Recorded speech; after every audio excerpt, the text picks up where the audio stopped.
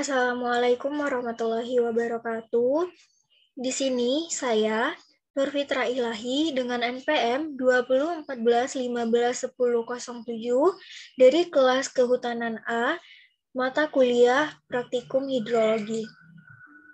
Di mana di sini saya akan mempresentasikan sebuah jurnal yang berjudul Analisis Pengaruh Pasang Surut terhadap Sebaran Muatan Padatan Tersuspensi di sekitar perairan muara Sungai Wulan, Kabupaten Demak, Jawa Tengah, di mana nama Jurnal Oceanografi Volume 6 Nomor 1 Tahun 2017 halaman 68-78.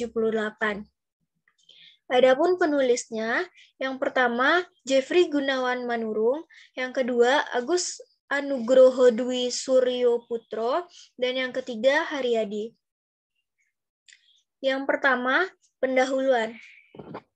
Poin pertama, Sungai Wulan adalah salah satu sungai yang ada di Kabupaten Demak yang digunakan sebagai saluran pembuatan utama atau main drain. Adanya sedimentasi berupa pasir halus dan campuran lumpur di aliran sungai tersebut menyebabkan munculnya material padat tersuspensi di muara Sungai Wulan dan menyebabkan terganggunya aktivitas makhluk hidup di sekitar termasuk para nelayan. Material-material anorganik yang membentuk padatan tersuspensi berasal dari campuran berbagai macam pelarutan batuan, liat, lumpur, kuarsa, dan berbagai mineral lainnya. Campuran-campuran berbagai macam pelarutan batuan, liat, lumpur, kuarsa, dan berbagai mineral lainnya, sebaliknya bahan-bahan organik berasal dari ion-ion sisa tumbuh-tumbuhan, buangan limbah organik dari pabrik atau rumah tangga, dan berbagai sumber dari organisme laut lainnya.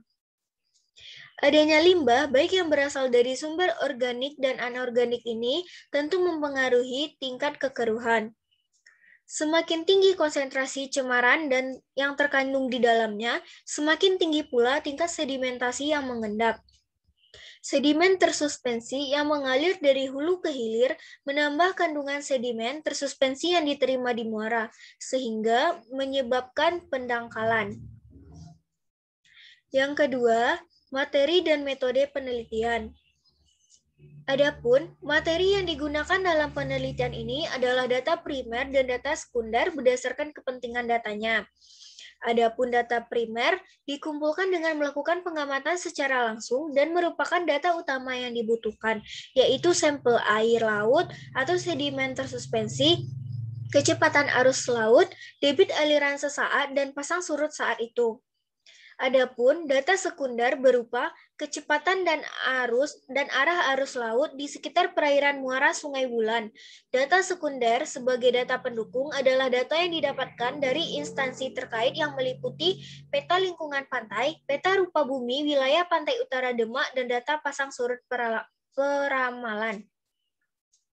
Adapun metode yang digunakan dalam penelitian ini adalah metode kuantitatif, yaitu metode penelitian ilmiah atau scientific karena memenuhi kaidah-kaidah ilmiah yaitu bersifat konkret atau empiris, objektif, terukur, rasional, dan sistematis.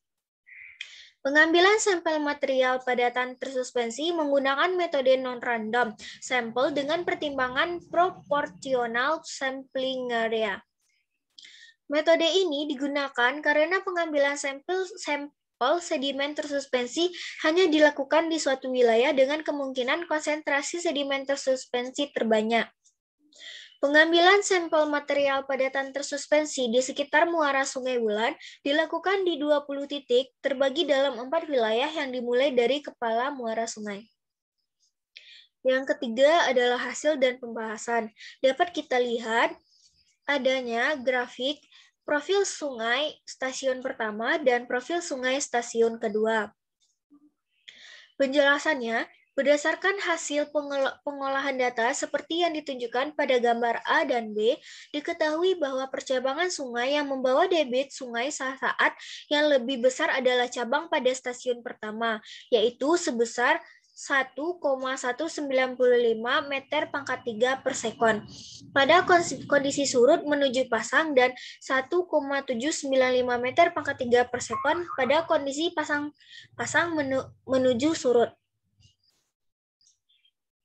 Pada dasarnya, saat massa air bertambah ataupun berkurang, kondisi perairan yang lebih dalam cenderung lebih banyak mengalami turbulensi dan pengadukan.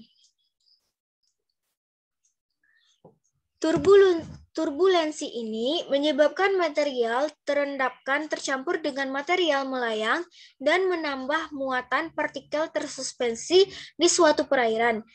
Pengadukan tersebut merupakan hasil dari pergerakan arus laut di suatu perairan.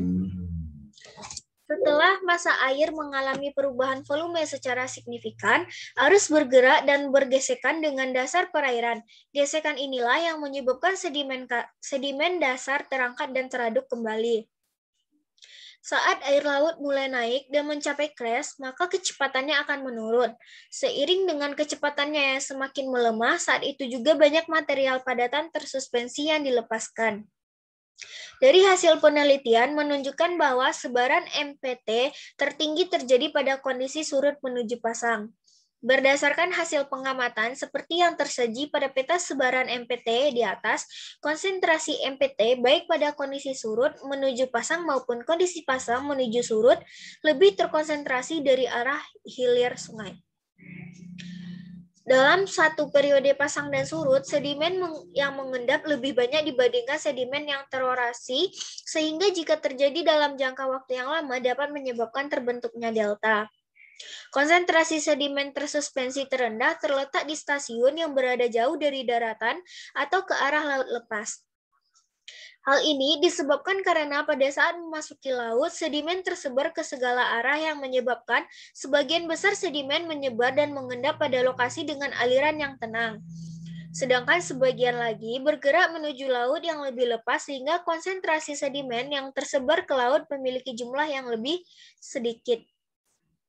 Kecepatan arus yang tinggi dapat menggerus daerah daratan sepanjang sungai sehingga masukan sedimen menuju laut semakin bertambah.